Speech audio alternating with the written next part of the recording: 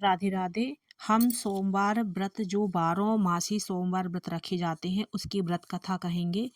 इसमें इस व्रत करने वालों को फलाहार करने या पारायण करने का कोई खास नियम नहीं है।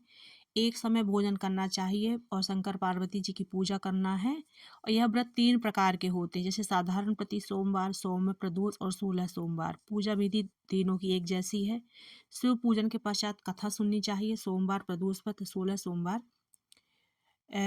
सब में शिव जी का पूजन होता है। इसी प्रकार इस सोमवार को 12 मासी सोमवार की व्रत कथा कहते हैं।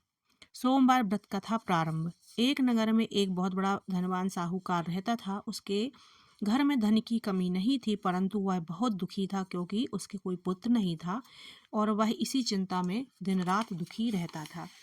पुत्र की कामना के लिए वह प्रत्येक सोमवार शिव जी का व्रत पूजन किया करता था तथा सायंकाल मंदिर जाकर शिव जी के सामने दीपक जलाया करता था।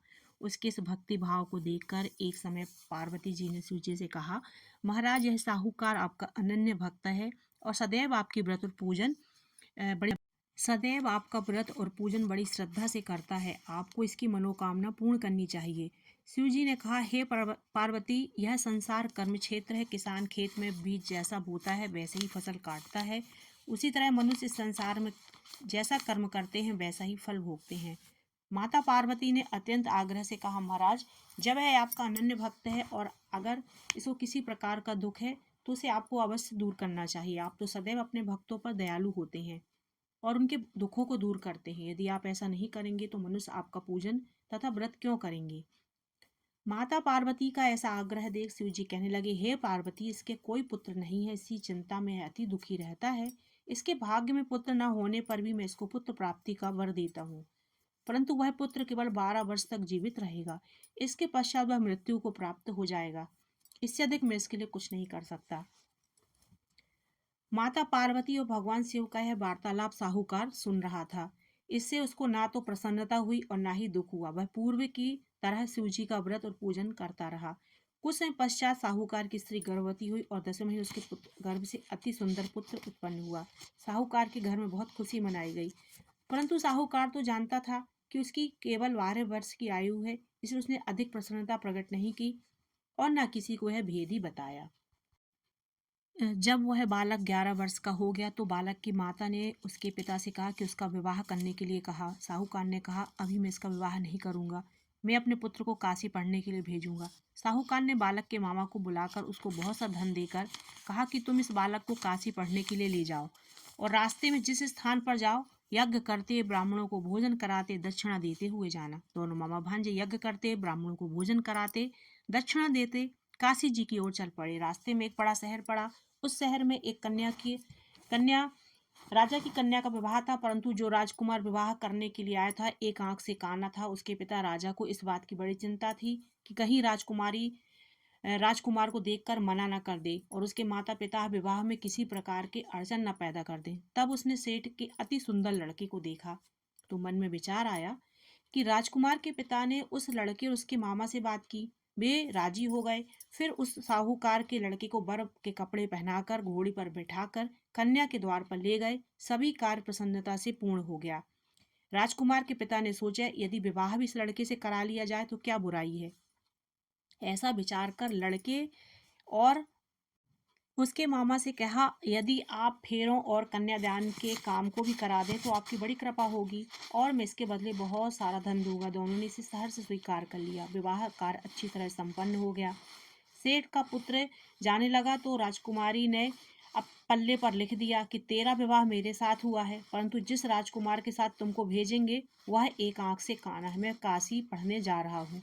सेठ के लड़के के जाने के पश्चात राजकुमारी ने जब अपना साड़ी का पल्ला में देखा तो लिखा पाया तो उसने काने राजकुमार के साथ जाने से मना कर दिया। उसने अपने माता पिता को सारी बात बता दी और कहा, यह मेरा पति नहीं है, मेरा विवाह इसके साथ नहीं हुआ है।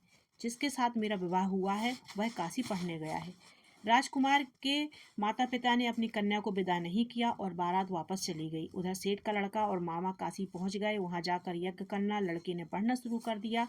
जब लड़के की आयु 12 साल की हो गई तब उन्होंने यज्ञ रचा। लड़के ने अपने मामा से कहा, मामा जी आज मेरी तबीयत ठीक नहीं। मामा ने कहा, अंदर जाकर सो जाओ। लड़का अंदर गया और सो गया। थोड़ी देर में उसके प्राण निकल गए। अब उसके मामा ने आकर देखा कि उसका भांजा मृत पड़ा है। उसको बड़ा दुख हुआ। उसने सोचा, अगर मैं अभी रोना पीटना शुरू मचा दूंगा तो यज्ञ का कार्य अधूरा रह जाएगा। उसने जल्दी से यज्ञ का कार्य समाप्त करवाकर ब्राह्मणों के जाने के बाद रोना पीटना शुरू कर दिया। संयोग बस उसी समय शिव पार्वती उधर से गुजर रहे थे। उन्होंने जोर जोर से रोने की आवाज़ सुनी तो पार्वती जी कहने लगी, महाराज कोई दुखिया रो रहा है, इसके कष्ट को दूर कीजिए।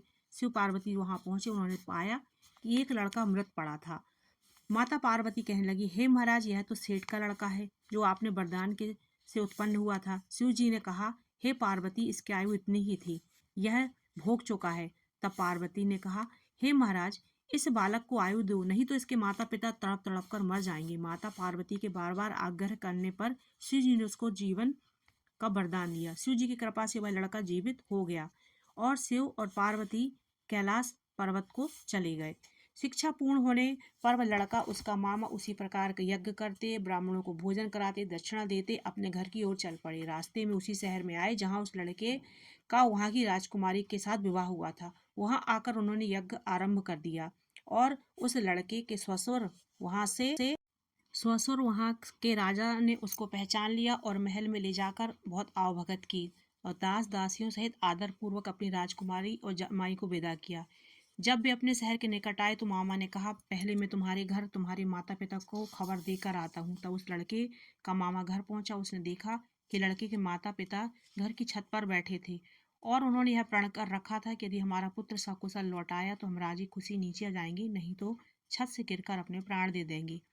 उस लड़के के मामा ने आकर जब यह समाचार दिया कि आपका पुत्र आ गया है तो उनको विश्वास नहीं आया। उसके मामा ने शपथ पूर्वक कहा कि आपका पुत्र और आपकी पत्नी बहुत सारा धन साथ लेकर आया है। तब उन्हें विश्वास हुआ और वो छत के नीचे आए। अपने पुत्र और पुत्र वधू को एक साथ देखकर उन्हें अत्यंत प्रसन्नता हुई। शेर सेठानी आनंद पूर्वक नीचे आकर बाहर आकर पुत्र और उसकी पत्नी का भरपूर स्वागत किया। सभी प्रसन्नता के साथ रहने लगी। जो कोई इस सोमवार के व्रत को धारण करता है अथवा इस कथा को पढ़ता या सुनता है, उसके सब दुख दूर होकर उसकी समस्त मनोकामनाएं पूर्ण होती हैं। इस लोक में नाना प्रकार के सुख भोग कर अंत में सदाशिव के लोक को प्राप्त होता है। बोलो राधे राधे, भोले शंकर की जय।